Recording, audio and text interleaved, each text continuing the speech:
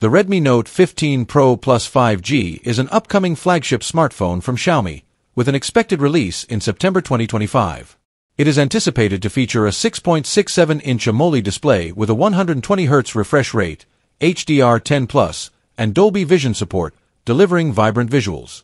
Under the hood, the device is likely to be powered by the Qualcomm Snapdragon 7's Gen 3 chipset, coupled with 12GB or 16GB of RAM and storage options ranging from 256GB to 1TB, ensuring smooth multitasking and ample space for apps and media. The camera setup is rumored to include a 200MP main sensor, complemented by an 8MP ultra-wide lens and a 2MP macro sensor, capable of recording 4K videos. For selfies, a 16MP front camera is expected.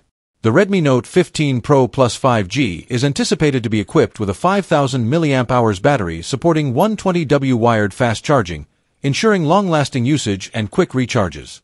Running on Android 15, the device is expected to offer a seamless user experience. In the US, the Redmi Note 15 Pro Plus 5G is anticipated to be priced around $300, making it an attractive option for those seeking a feature-rich smartphone at a competitive price point.